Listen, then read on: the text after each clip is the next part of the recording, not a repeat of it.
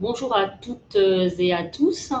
Merci d'être au rendez-vous pour participer à cette nouvelle e-live consacrée ce matin à la mise sous insuline du patient diabétique de type 2. Alors, le passage à l'insuline est une étape importante dans la vie d'un patient diabétique de type 2.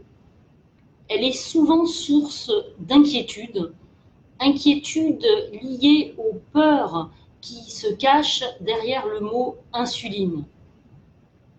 Peur de prendre du poids, peur des hypoglycémies, peur d'une aggravation de la maladie, peur de devenir dépendant à l'insuline. Et ces peurs, ces croyances sont ancrées dans l'inconscient collectif et partagées par certains médecins qui sont parfois eux-mêmes réticents à mettre en place de l'insuline chez leurs patients, ce qui conduit parfois à un retard dans la mise en place de ce traitement, avec les conséquences que l'on connaît en termes de complications. Alors, comme vous le savez peut-être, le diabète de type 2 est une maladie évolutive. C'est-à-dire qu'au diagnostic, votre pancréas ne fonctionne qu'à 50%.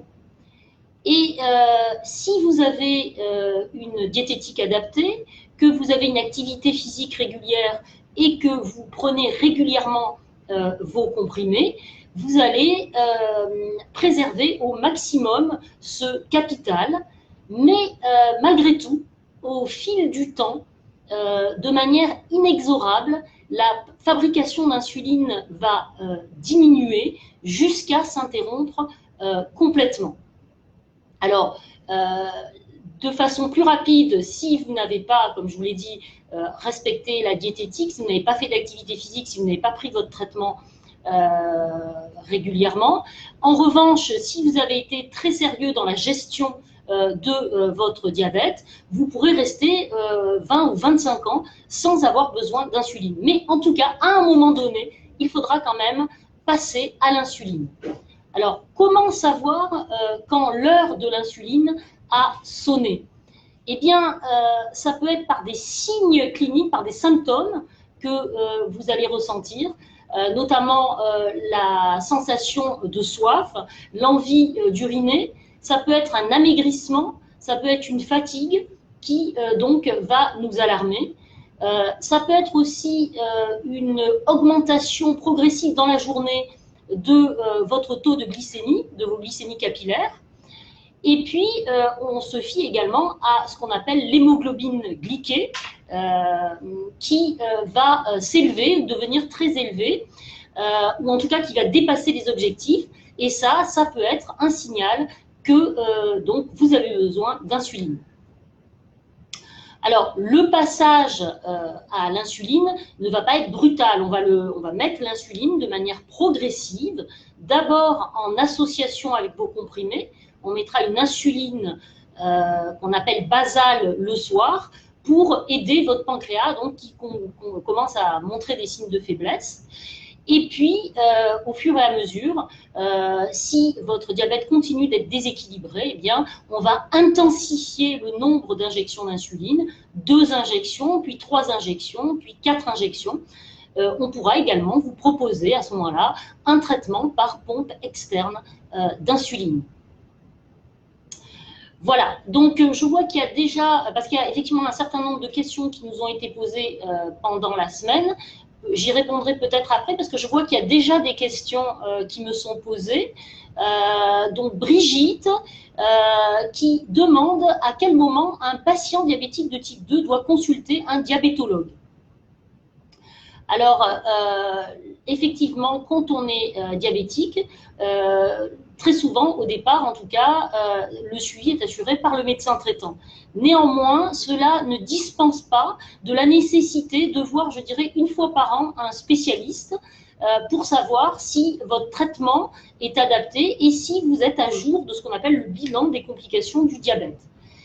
Il est particulièrement important, je dirais, qu'un diabétique de type 2 consulte un spécialiste lorsque, malgré le traitement proposé par son médecin traitant, le diabète est déséquilibré, parce que justement, ça peut être le signe qu'il est nécessaire de mettre de l'insuline. Et c'est vrai qu'au moment de la mise sous insuline, je crois qu'il est quand même préférable que ce moment se fasse en association avec le diabétologue. Marie me dit qu'elle est diabétique sous insuline et elle voudrait savoir comment déjeuner le matin. Alors, il n'y a pas de recette type hein, pour le petit déjeuner le matin. Disons que ce qui est sûr, c'est que si, lorsque vous vous réveillez, votre taux de sucre est élevé, il faudra peut-être limiter la consommation de glucides et privilégier plutôt des aliments non glucidiques comme le fromage ou le jambon, par exemple. Si, à l'inverse, votre taux de glycémie est correct, vous pouvez manger des céréales, vous pouvez manger du pain, en privilégiant plutôt le pain complet qui est plus riche en fibres et dont l'index glycémique est donc moins élevé. Voilà, donc voilà pour les deux premières questions qui m'ont été posées. Je vois que pour l'instant, il n'y en a pas d'autres. Alors, je vais répondre aux questions qui ont été posées durant la semaine.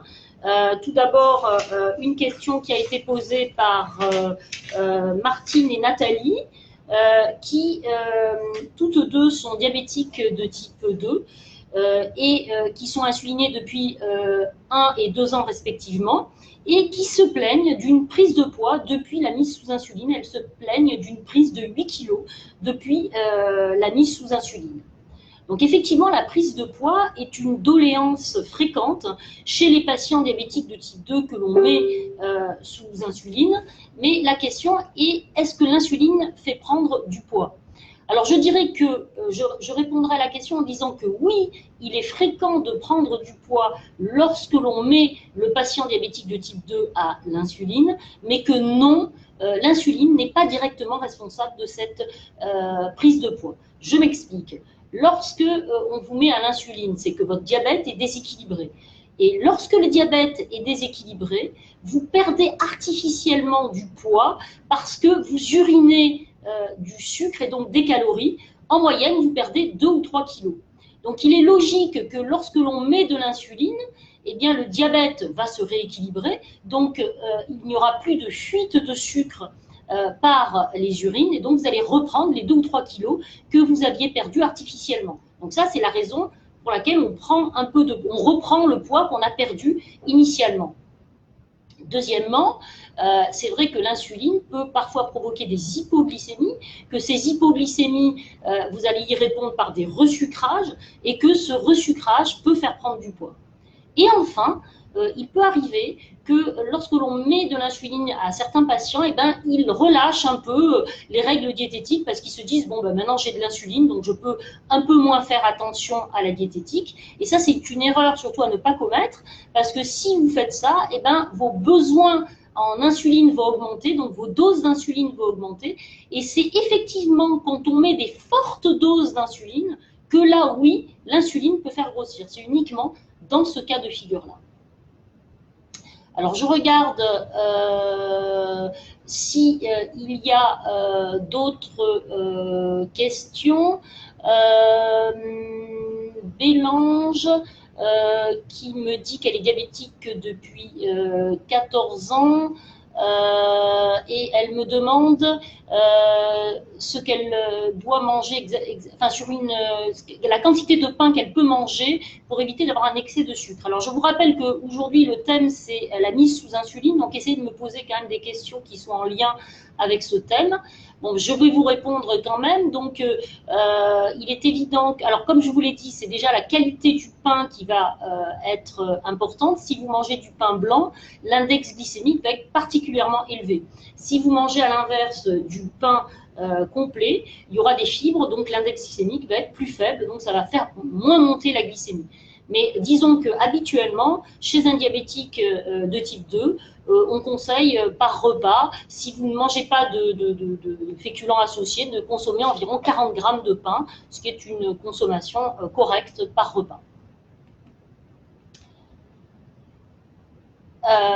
Ensuite, Estelle me demande si la mise sous insuline chez un diabétique de type 2 est irréversible malgré un régime plus rigoureux et une meilleure hygiène de vie. Alors ça, c'est une question intéressante.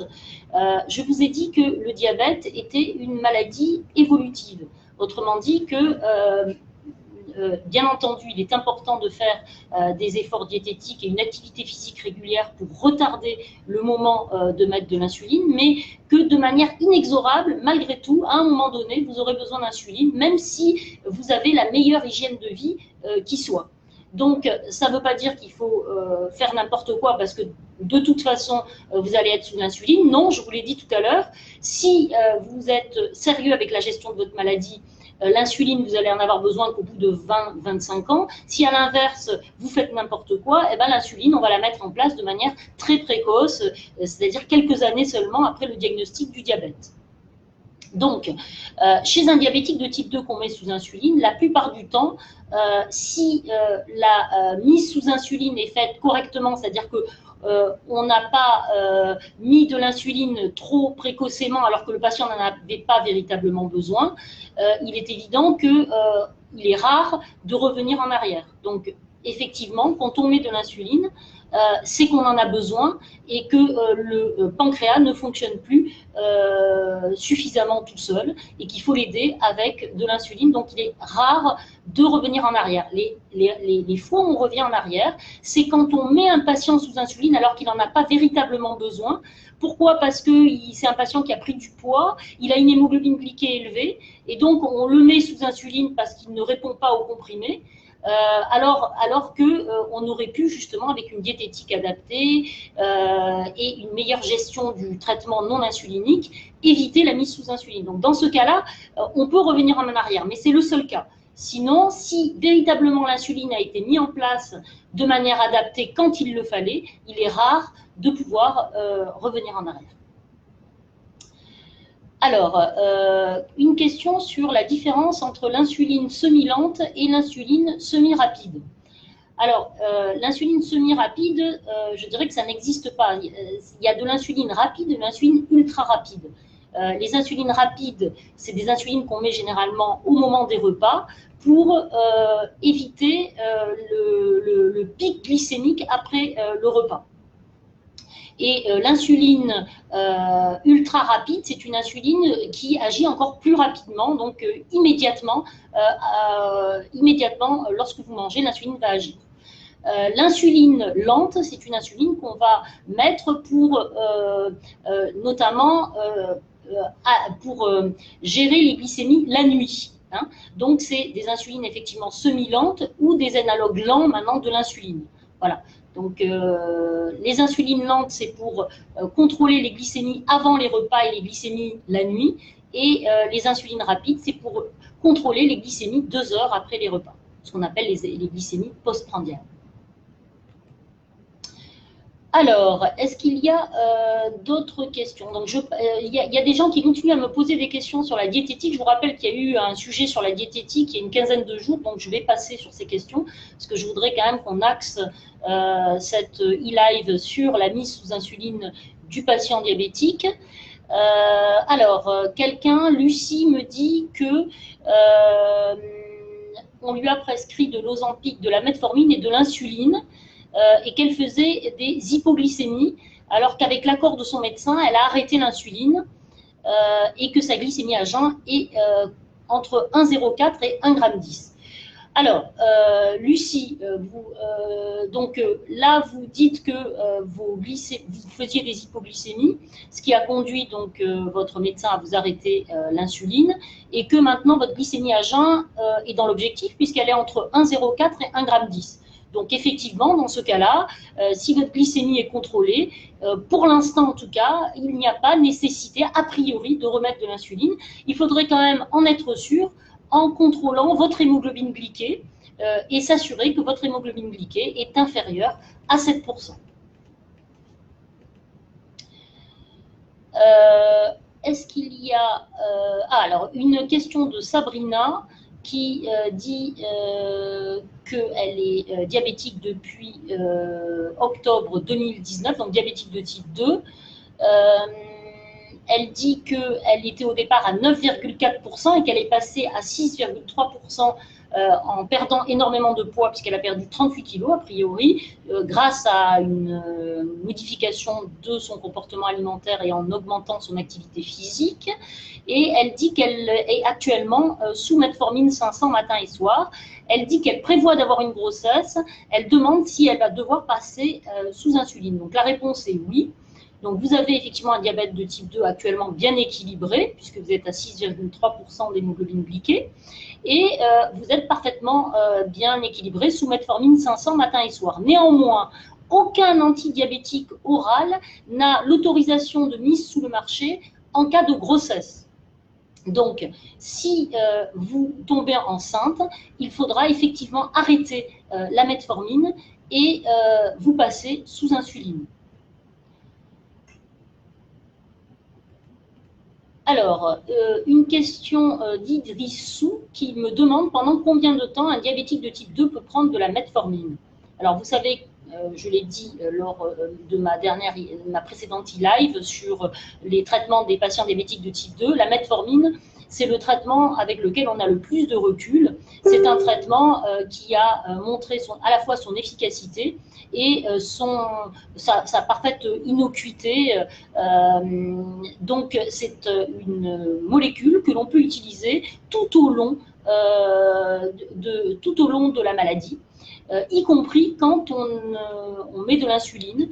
On peut très bien continuer, et moi j'encourage souvent à continuer la metformine, parce que la metformine, ça sensibilise à l'action de l'insuline et ça permet de diminuer les doses d'insuline. Donc, pour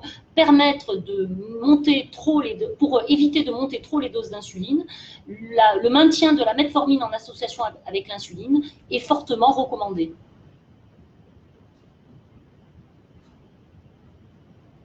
Alors, Sada me demande, est-ce que le diabète gestationnel est comme le diabète de type 2?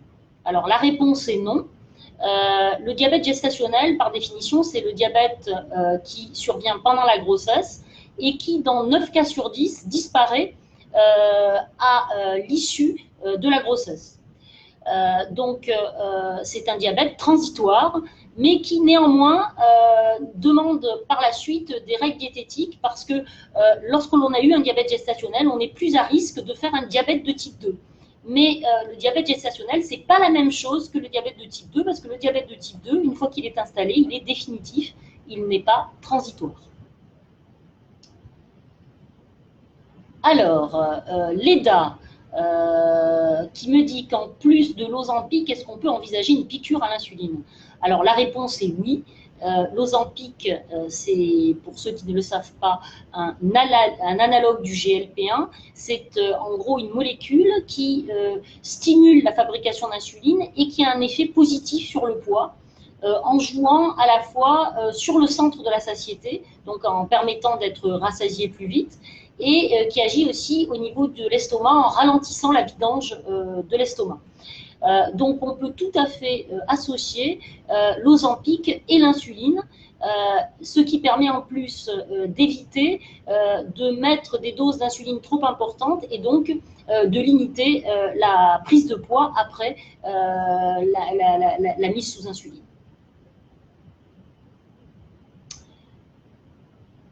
Alors, quelqu'un me demande quelle est la différence entre la metformine et l'Amarel.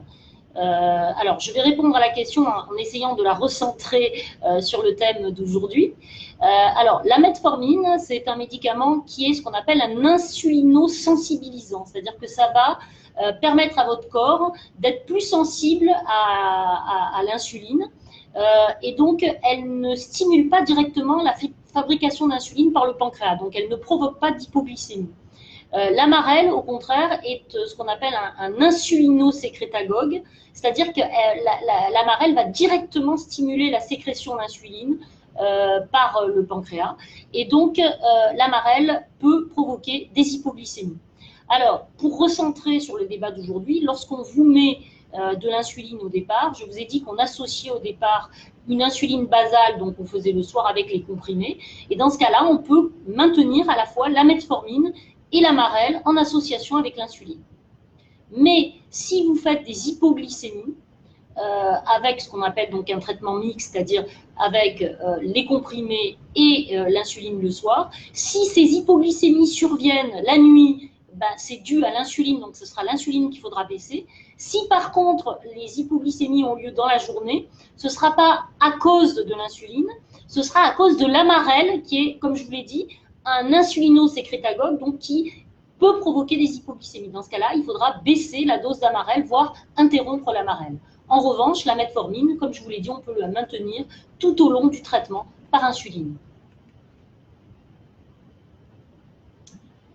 Ensuite, est-ce qu'il y a d'autres questions en lien avec... donc j'attends, comme je vous l'ai dit, des questions quand même en lien avec le thème d'aujourd'hui. Alors, on fera quand même des e-live, si vous le voulez, sans thème prédéterminé. La prochaine e-live, on la fera sans thème prédéterminé, de manière à ce que vous puissiez poser toutes les questions que vous souhaitez. Mais là, on va quand même essayer de se recentrer sur le thème d'aujourd'hui. Je vais regarder s'il y a d'autres questions qui sont en lien avec le thème, a priori non. Alors, je vais quand même répondre à une question là de Majid qui me dit qu'elle a une glycémie après les repas à 1,40 g, une hémoglobine glyquée à 6,5% et elle me demande si elle est diabétique ou prédiabétique.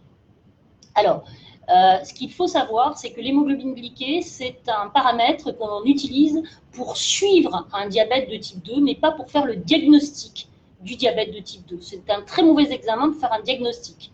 Hein, on fait uniquement le suivi du diabète avec l'hémoglobine glyquée, avec, comme je vous l'ai dit, un objectif d'hémoglobine glyquée inférieur à 7 ou 6,5% pour la plupart donc, des patients diabétiques de type 2.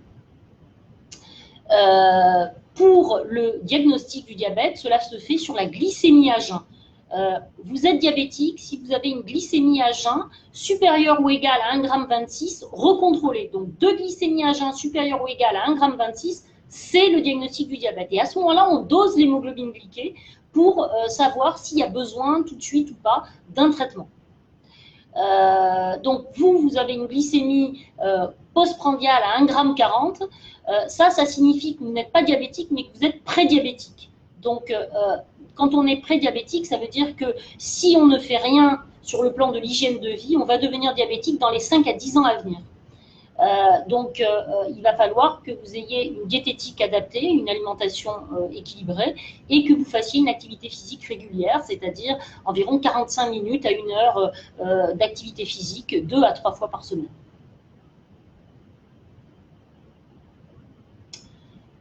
Alors, ensuite, il y a des questions sur le coronavirus, alors là encore, qui ne sont pas en lien direct avec le thème d'aujourd'hui, et qui me demandent si, quand on est diabétique, on a des précautions particulières à prendre par rapport à vis-à-vis du coronavirus. Alors, je dirais que les précautions à prendre, ce sont à peu près les mêmes que celles de la population générale. Hein. Vous connaissez les précautions, ce qui nous a été préconisé pour limiter donc le risque de propagation.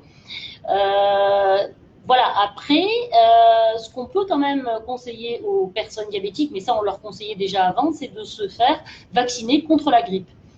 Je ne dis pas que de se faire vacciner contre la grippe, ça protège complètement du coronavirus, mais ça peut, permettre une protection partielle contre le coronavirus. Donc, faites-vous vacciner contre la grippe.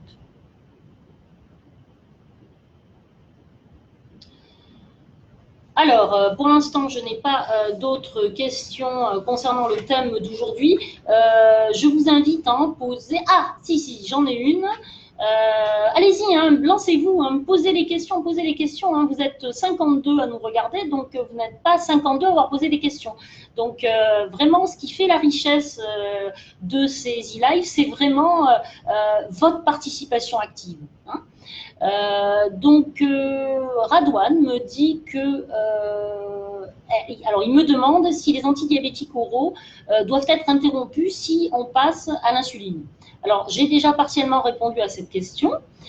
Au départ, quand l'heure de l'insuline est venue, on met en place ce qu'on appelle un traitement mixte, c'est-à-dire qu'on garde les comprimés, donc on garde les antidiabétiques oraux, et on rajoute le soir une insuline basale. Alors, c'est quoi une insuline basale? C'est par exemple la Lantus, ou bien la Tresiba, ou bien la Lévémir, ou bien la Toujeo. Toutes ces insulines qui ont une action longue et qui vont avoir une action prolongée la nuit, ce qui va permettre d'améliorer votre glycémie à jeun.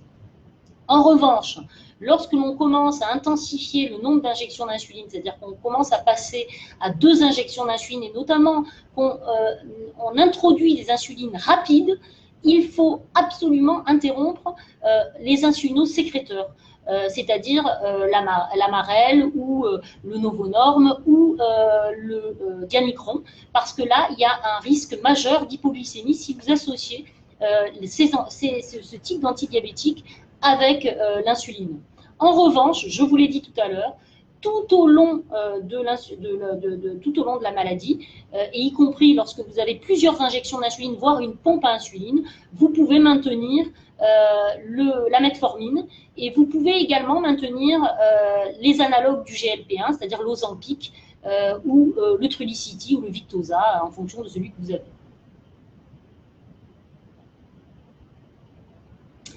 Alors,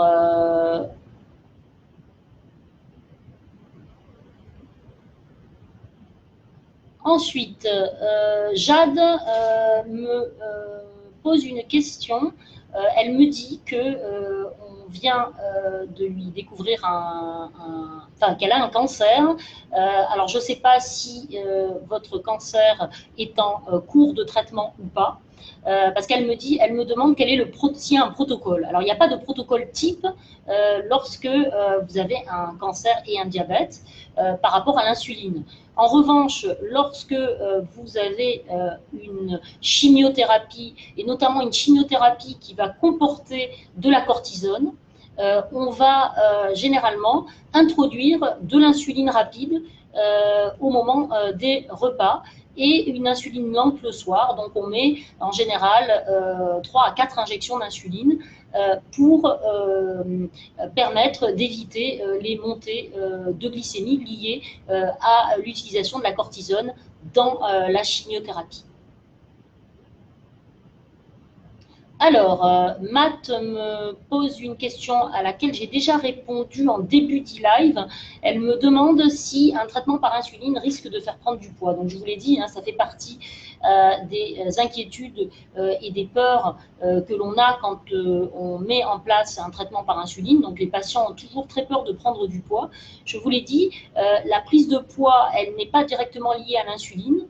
Elle est liée d'une part à l'amélioration de l'équilibre quand on met de l'insuline.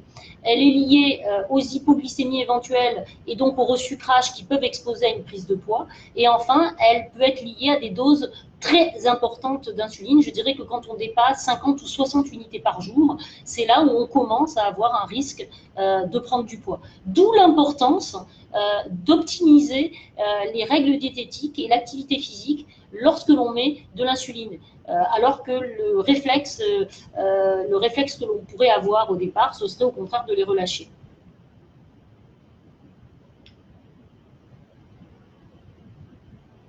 Alors, Nathalie me dit, c'est quand même important de savoir les effets négatifs du diabète, vous ne pensez pas? Je voudrais que Nathalie me précise sa question parce que pour l'instant, je comprends, c'est un peu trop vague. Donc, essayez de me préciser votre question pour que je puisse y répondre au mieux.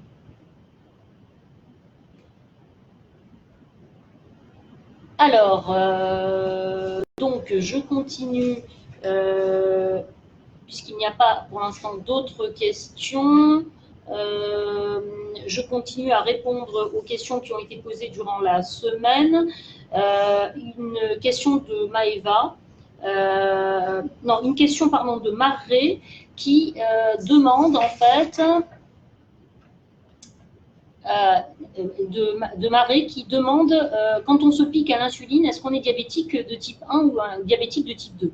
Alors, l'insuline, je vous l'ai dit, on peut la mettre en place, évidemment chez les diabétiques de type 1, parce que ça, c'est le seul traitement possible, mais également chez le diabétique de type 2. Donc, quand chez un diabétique de type 2, on met de l'insuline, ça ne veut pas dire qu'on passe à un diabète de type 1, mais ça veut dire qu'on a un diabète qui devient ce qu'on appelle insulino-nécessitant, c'est-à-dire qui nécessite de l'insuline. Donc, quand on a de l'insuline, on peut tout autant être diabétique de type 1 ou diabétique de type 2. Voilà, donc ce n'est pas le traitement par insuline qui va déterminer si vous êtes diabétique de type 1 ou si vous êtes diabétique de type 2. Pour connaître la différence, il faut doser ce qu'on appelle les anticorps, puisque le diabète de type 1 est une maladie auto-immune qui se traduit par une positivité des anticorps qui sont responsables de la destruction du pancréas, enfin, ou des cellules du pancréas qui fabriquent l'insuline. Alors, une question de Fatima, qui me demande quelles sont les normes de glycémie à jeun et d'hémoglobine glyquée pour une personne de 70 ans. Donc, c'est une bonne question.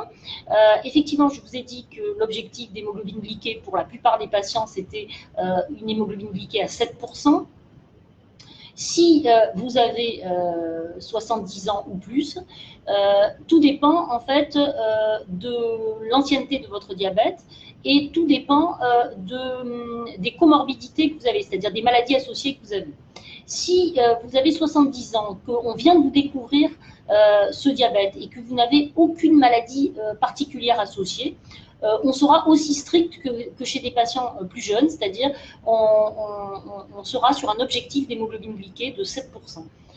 Si en revanche vous avez des maladies associées, notamment des maladies cardiovasculaires ou une insuffisance rénale, dans ce cas-là, on sera un peu plus large dans les objectifs et on fixera un objectif plutôt entre 7,5 et 8%. Pour la glycémie à jeun, si vous n'avez pas de maladie associée et que on vient de vous découvrir ce diabète, la glycémie à jeun, l'objectif ce sera la même que chez un patient plus jeune, c'est-à-dire une glycémie à jeun entre 0,80 g et 1,30 g. En revanche, si vous êtes plus fragile, si vous avez des comorbidités associées, ce sera plutôt 1 g, 1,40 g comme objectif.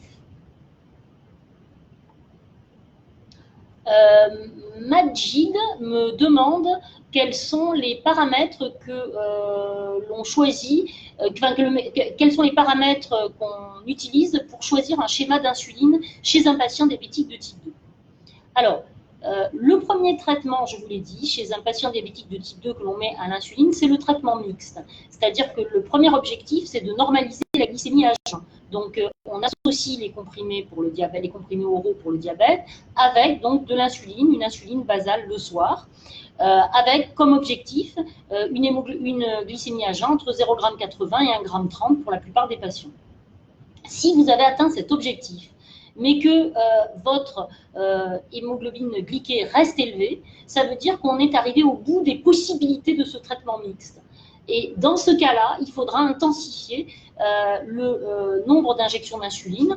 On regardera le moment de la journée où votre glycémie est la plus élevée. Si c'est après le repas du midi, on rajoutera une insuline rapide le midi. Si c'est le matin que vous êtes le plus élevé, on rajoutera une insuline rapide le matin. Si c'est le soir que vous êtes le plus élevé, on rajoutera une insuline rapide le soir. Donc ça, c'est ce qu'on appelle les basales plus, c'est-à-dire une basale le soir et une rapide au moment du repas le plus hyperglycémiant. Et puis, si malgré ce n'est pas suffisant, on rajoutera progressivement une injection à chaque repas jusqu'à, donc, comme je vous l'ai dit, un schéma qu'on appelle basal bolus, c'est-à-dire une injection de basal le soir et des rapides au moment de chaque repas. Et quand vous êtes à un schéma de type basal bolus, c'est là qu'on peut discuter de la mise éventuelle d'un traitement par pompe à insuline qui aura l'avantage d'éviter les contraintes de l'injection. Alors, une question de Louloute, qui dit qu'elle est sous diamicron et Xultophy, et que son hémoglobine glyquée est encore à plus de 8%. Son diabétologue lui a dit d'augmenter progressivement les doses d'insuline. Elle dit qu'elle est à 14 unités et que ça va un peu mieux. Et elle me demande jusqu'où peut-on monter les doses sans conséquence pour la santé. Alors, si vous voulez, il n'y a pas de dose limite d'insuline. C'est-à-dire que l'insuline, on peut la monter si c'est nécessaire jusqu'à parfois 60 ou 80 unités par jour, enfin jusqu'à 60 ou 80 unités le soir. Donc, il n'y a pas, comme je vous l'ai dit, de dose plafond pour l'insuline. Néanmoins, ce qui est sûr, comme je vous l'ai dit, c'est que plus vous mettez une dose importante d'insuline, plus vous vous exposez quand même à un risque de prise de poids. Donc, si on voit que malgré l'augmentation des doses d'insuline, il ne se passe rien sur les glycémies, si ce n'est que vous prenez du poids, il n'y a pas lieu de continuer à augmenter la dose d'insuline. En revanche, si vous avez un traitement mixte, donc une insuline le soir, et que votre dose est, comme vous le dites, à 14 unités, tout dépend de votre glycémie à jeun. Si votre glycémie à jeun est toujours élevée, il faudra continuer à augmenter de 2 en 2 votre dose d'insuline. Alors vous avez du Xultophy, donc le Xultophy ça va que jusqu'à 50 unités, donc vous pourrez augmenter jusqu'à la dose de 50 unités. Par contre, si votre glycémie à jeun est normalisée, c'est-à-dire qu'elle est, par exemple, à 1 gramme, et que votre hémoglobine glyquée reste élevée, c'est ce que je disais tout à l'heure, ça veut dire que ça ne sert à rien d'augmenter la dose d'insuline le soir, il va falloir augmenter le nombre d'injections d'insuline, parce que ce n'est pas le matin à jeun que ça pose problème, c'est le reste de la journée. Donc dans ce cas-là, c'est une indication à intensifier le nombre d'injections d'insuline. Alors, Muriel m'a précisé sa question. Elle me dit, est-ce qu'elle aurait plus d'effet à prendre de l'Ozempic au lieu du Trulicity pour essayer d'avoir moins faim dans le cadre donc, de son diabète? Alors, le Trulicity et l'Ozempic sont tous deux des analogues du GLP-1. L'Ozempic n'a pas montré de supériorité particulière en termes d'efficacité sur l'hémoglobine glyquée par rapport au Trulicity. En revanche, l'Ozempic entraînerait une prise de poids chez certains patients un peu plus importante qu'avec le Trulicity. Voilà, donc si avec le Trulicity vous n'avez aucun effet, ça peut être intéressant d'utiliser l'Ozempic, mais dans ce cas-là, il faudra l'utiliser à dose maximale, c'est-à-dire à 1 mg, parce que si vous l'utilisez à 0,25 ou à 0,5 mg, il n'y aura pas d'effet suffisant sur le poids.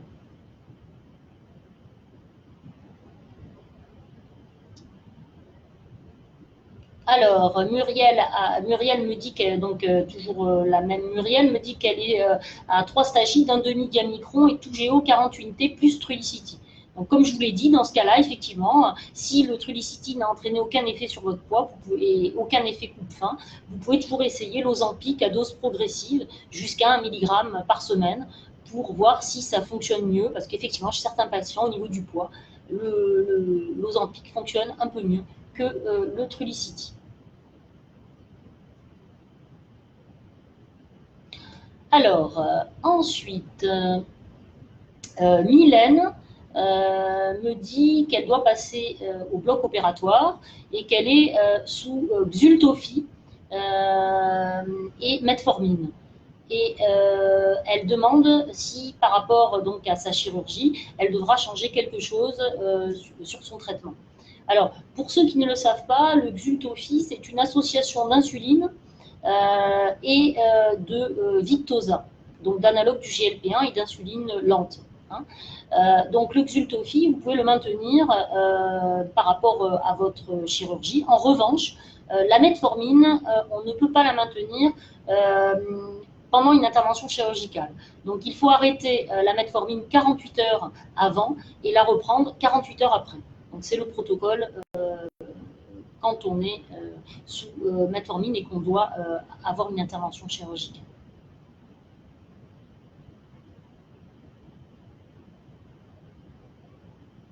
Alors, Boulerba me demande, elle me dit qu'il est sous insuline, sous 3 injections de Novomix.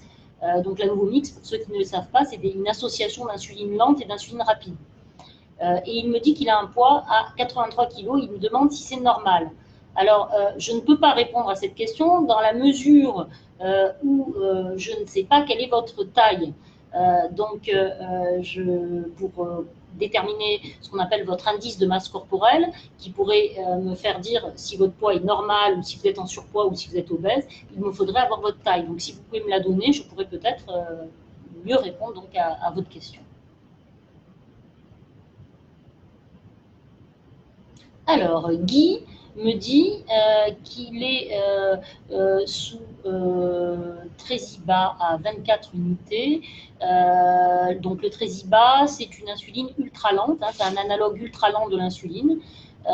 Donc, il est sous 24 unités de Tresiba, un cachet d'atorvastatine 40. Donc, l'atorvastatine, pour ceux qui ne le savent pas, c'est une statine, hein, c'est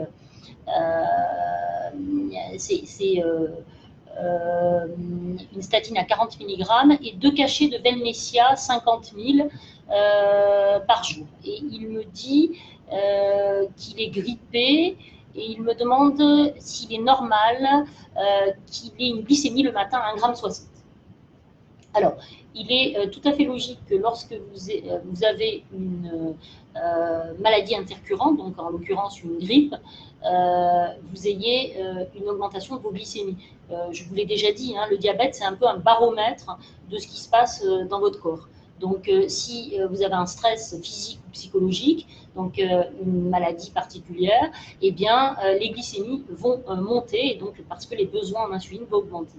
Donc, il faut effectivement que pendant quelques jours, vous montiez vos doses d'insuline lente. Donc, vous pouvez passer, si vous êtes à 24 unités, vous pouvez passer à 26 ou 28 unités au lieu de 24, de manière à améliorer votre glycémie le matin au réveil, qui est effectivement un peu élevée en ce moment.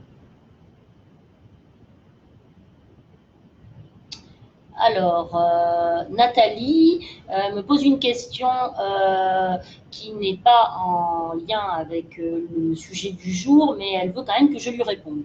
Donc, elle me dit qu'elle a un diabète, qu'elle a une hémoglobine glyquée à 6%, donc a priori correcte, qu'elle n'a pas de traitement pour son diabète et qu'elle a sa jambe gauche qui lâche sans prévenir. Elle me demande si c'est dû au diabète.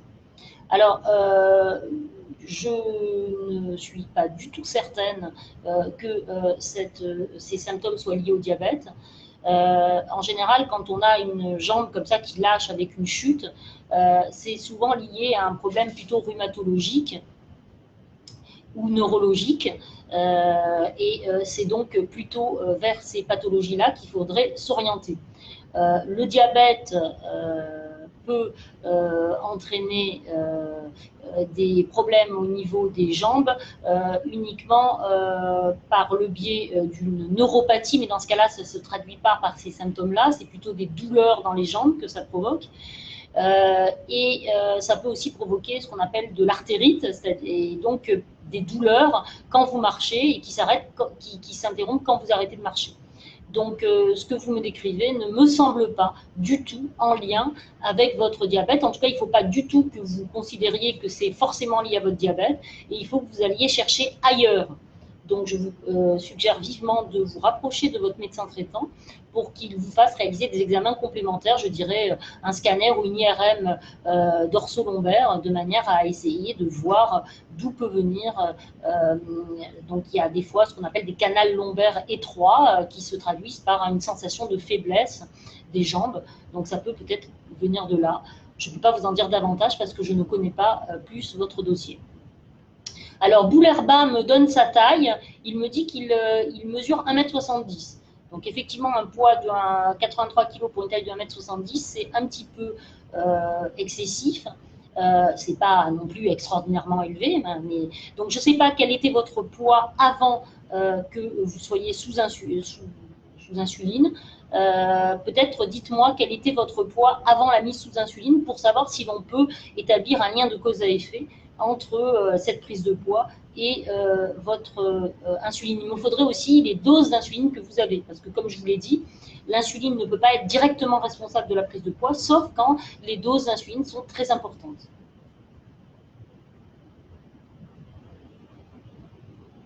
Alors, Saïda me pose une question. Elle me dit qu'elle a 2 insulines lentes et une rapide, et sa glycémie est toujours élevée, et qu'elle est en surpoids. Est-ce qu'elle peut associer la metformine? Alors, la réponse est bien entendu oui. Non seulement elle peut, mais elle doit associer la metformine, surtout si elle la tolère bien, hein, si ça ne lui provoque pas de troubles digestifs particuliers. Il serait vraiment intéressant donc d'associer votre insuline à la metformine de manière à diminuer les doses d'insuline. Alors, il est possible également, quand je vois le schéma d'insuline que vous avez, 2 injections lentes et une rapide, je ne suis pas sûre que ce soit le schéma le plus adapté. Donc, il est possible aussi que votre déséquilibre soit dû à un schéma qui n'est pas adapté. Donc, il est généralement, comme je vous l'ai dit, on fait plus fréquemment, il est plus logique d'associer à l'insuline lente que l'on met au départ, de l'insuline rapide au repas qui entraîne une montée de glycémie la plus importante. Donc ça peut être le petit déjeuner, le repas de midi ou le repas du soir. Donc on peut mettre d'abord une deuxième injection d'insuline rapide, puis une troisième, puis une quatrième, voire vous proposer un traitement par pompe à insuline. Mais je ne peux pas en être certaine, mais j'ai l'impression quand même que votre traitement n'est pas le plus adapté possible par rapport au traitement qu'on a l'habitude de mettre chez le patient diabétique de type 2. Alors, Dotel, Maëva, me dit qu'elle est diabétique de type 1 sous pompe depuis 3 ans. Qu'elle a pris du poids en raison de l'arrêt du tabac et qu'elle n'arrive pas à faire descendre son hémoglobine glyquée qui est à 8 alors qu'elle était à 7,4 avant la mise sous pompe. Et donc, elle me dit qu'elle fait 80 kg pour une taille de 1,67 m. Donc, même si vous êtes diabétique de type 1, il est possible, pour faire descendre votre glyquée, en particulier si vous avez pris du poids, de mettre en place un traitement par metformine qui aura l'avantage de diminuer les besoins en insuline. Après, par rapport à la pompe que vous avez, je ne sais pas quel type de pompe vous avez et si les débits de base et les bolus sont correctement adaptés. Il faudrait voir ça de plus près, en sachant qu'il existe également pour les diabétiques de type 1 qu'on n'arrive pas à faire descendre des pompes connectées, c'est-à-dire des pompes qui sont en relation avec des capteurs de glycémie. Et prochainement, on va mettre à disposition des patients diabétiques de type 1 qui sont déséquilibrés le pancréas artificiel, donc des pompes intelligentes qui vont généralement permettre d'obtenir un meilleur équilibre glycémique. Donc ça pourrait être également aussi une solution pour vous. Alors, Majid me demande s'il y a des médicaments qui sont contre-indiqués en association avec l'insuline.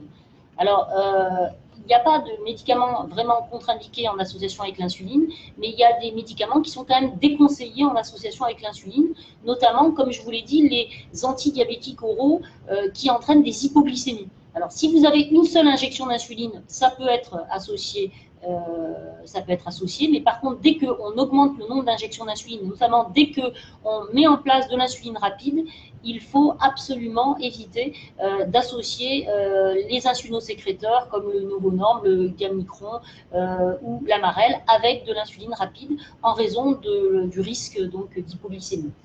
Après, il y a des médicaments comme la cortisone qui peuvent faire monter le diabète et qui nécessitent d'adapter la dose d'insuline. Mais en aucun cas, la cortisone ne représente une contre-indication chez un patient diabétique. Et on voit encore trop de patients diabétiques qui, parce qu'ils sont diabétiques, n'ont pas eu de traitement par cortisone, alors qu'il aurait suffi simplement d'adapter la dose d'insuline. Et il ne faut pas, dans ce cas-là, les priver du traitement par cortisone.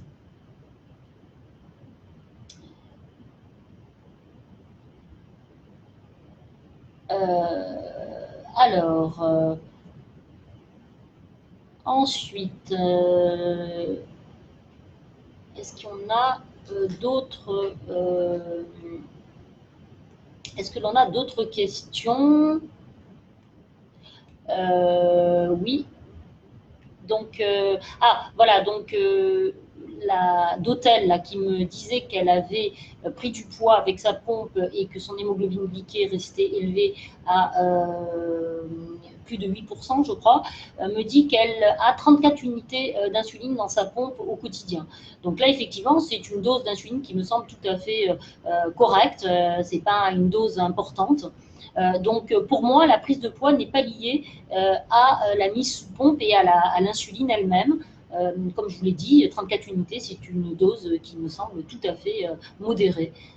Et donc, il faut aller chercher les causes de la prise de poids ailleurs que sur l'insuline. Après, pour savoir si vos doses sont adaptées, il faudrait voir les débits de base que vous avez précisément et les glycémies que vous avez. Pour voir, donc, comme je vous l'ai dit, il faudrait regarder si vous avez ce qu'on appelle un freestyle libre, il faudrait regarder le pourcentage de valeur que vous avez dans la cible. Donc, le freestyle libre, vous le savez probablement, c'est le fameux capteur qu'on met à la face postérieure du bras et qui permet d'éviter les glycémies capillaires. Et ce capteur permet également donc d'enregistrer les glycémies en continu et donc d'avoir une idée du pourcentage de valeur dans la journée, dans la cible. Donc si votre pourcentage de valeur dans la cible est supérieur à 70% et que vous faites moins de 5% d'hypoglycémie, on considère que votre diabète est correctement équilibré. Donc il faudrait regarder également ces paramètres dans votre cas.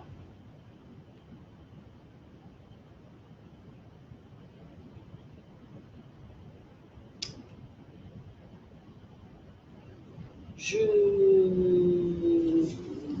ne sais pas s'il y a d'autres questions. N'hésitez pas à en poser, hein, on a encore du temps. Donc, je vous encourage vivement à continuer à me poser des questions, si possible donc en lien avec le thème d'aujourd'hui. Je vais répondre à une question qui a été posée durant la semaine. Donc, il y a une Maëva qui m'a demandé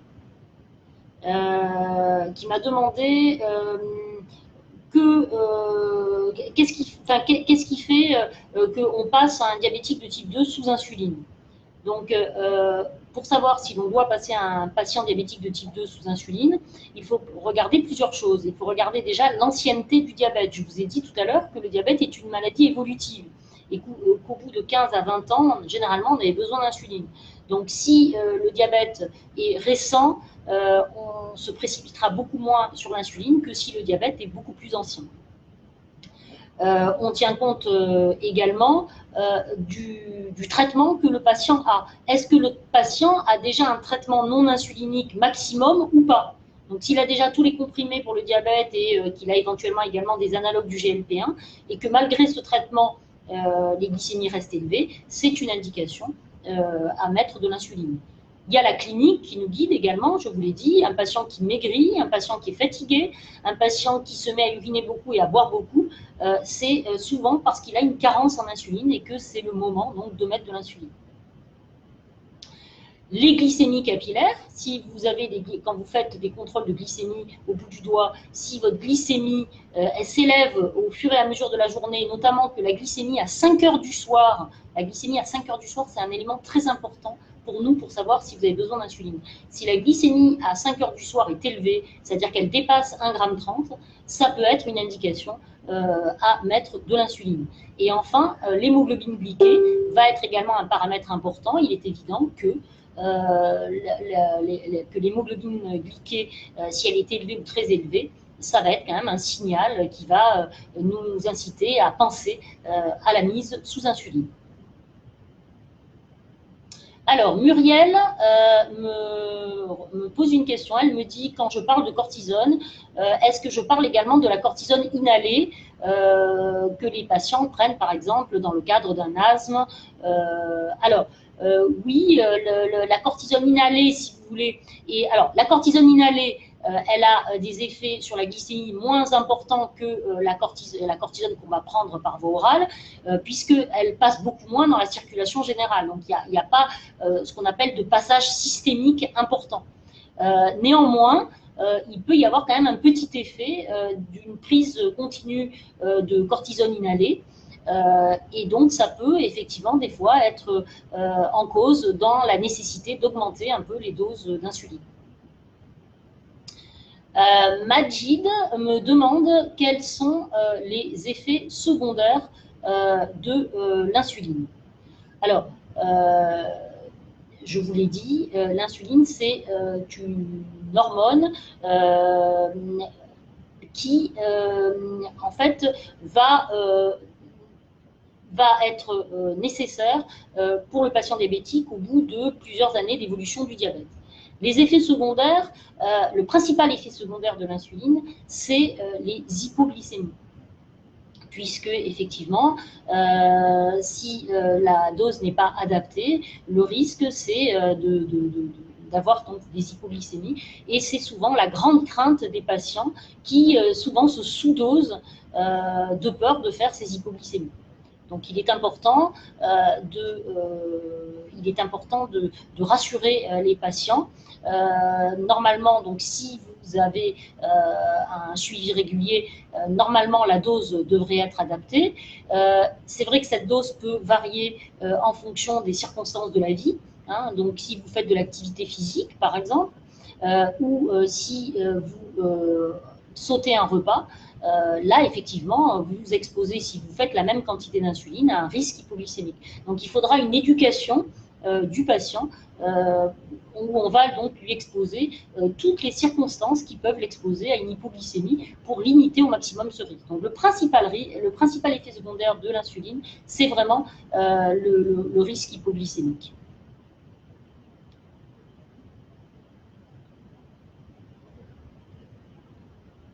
Alors, Asmae me demande quels sont les conseils que l'on peut donner à une femme enceinte diabétique de type 1. Alors, ce qu'il faut savoir, c'est que chez la femme enceinte, les objectifs glycémiques sont beaucoup plus stricts que chez un patient lambda. Donc, l'objectif d'hémoglobine glyquée, elle sera plutôt à 6 ou 6,5 qu'à 7%. Donc, si le mois dernier, votre hémoglobine glyquée était à 7,7%, c'est vrai que c'était un peu élevé pour démarrer une grossesse. Parce que ce qu'on conseille généralement à une diabétique de type 1, c'est de programmer sa grossesse et donc de tomber enceinte quand l'hémoglobine glyquée est dans l'objectif, c'est-à-dire entre 6, 6,5. Voilà. Donc là, si vous avez démarré votre grossesse à 7,7%, c'est un peu élevé. Bon, ça ne veut pas dire que c'est dramatique, mais ça veut dire qu'il faudra être particulièrement vigilant sur l'évolution de votre grossesse et surtout s'atteler à maintenant bien équilibrer votre diabète. Parce que effectivement, les risques de malformation, c'est surtout lors des 3 premiers mois de grossesse. Donc, les objectifs glycémiques, je vous l'ai dit, l'hémoglobine glyquée entre 6 et 6,5%. Et les glycémies capillaires, en général, on conseille d'être entre 0,75 et 0,95 à jeun et d'être entre 0,95 et 1,20 g 2 heures après les repas. Donc, voilà quels sont les objectifs glycémiques chez une femme enceinte. Il faudra également surveiller de près les urines, parce qu'il peut y avoir des protéines dans les urines qui peuvent exposer après à des risques d'hypertension, ce qu'on appelle la toxémie gravidique, donc la toxémie pendant la grossesse. Et puis, il faudra également réaliser un fond d'œil, parce que le diabète peut se mettre dans les yeux à la faveur des hormones pendant la grossesse. Donc, c'est important de faire un fond d'œil tous les 3 mois si on n'a pas d'antécédents de problèmes dans les yeux. Et si on a des antécédents de problèmes dans les yeux, c'est même 1 fois par mois jusqu'à l'accouchement.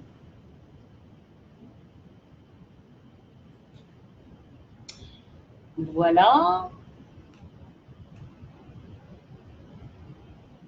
Alors, il y a encore une question sur le coronavirus.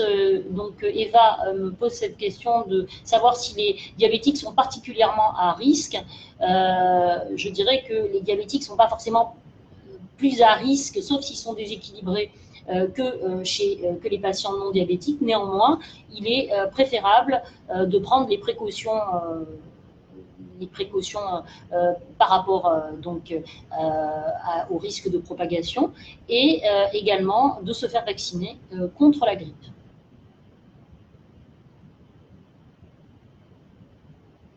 Alors, Iman me dit que quel conseil on doit donner à un patient sous pompe qui souhaite faire le ramadan. Donc, lorsque vous faites le ramadan, on peut maintenir la même dose de basal, donc les mêmes débits de base. Ce qu'il faudra évidemment ne pas faire, c'est les bolus. Il ne faudra faire des bolus qu'au moment où vous mangez. Donc, dans la journée, vous n'en ferez pas. Donc, voilà un petit peu les principaux conseils.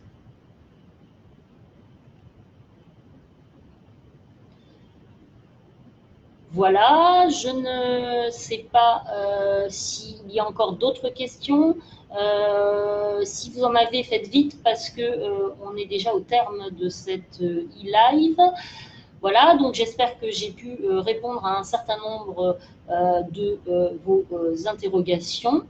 Je vous ai dit, la semaine prochaine, nous ferons une e-live sans thème particulier, de manière à pouvoir répondre à l'ensemble des questions que vous vous posez. Et puis, par la suite, on repartira, en tout cas de temps en temps, sur des thèmes. Voilà, bon, donc je ne vois pas arriver d'autres questions. Eh bien, il me reste à vous souhaiter une bonne fin de matinée. Et puis, je vous donne rendez-vous tout au long de la semaine pour les articles que l'on va publier.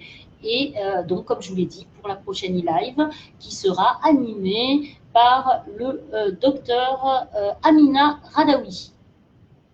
Au revoir.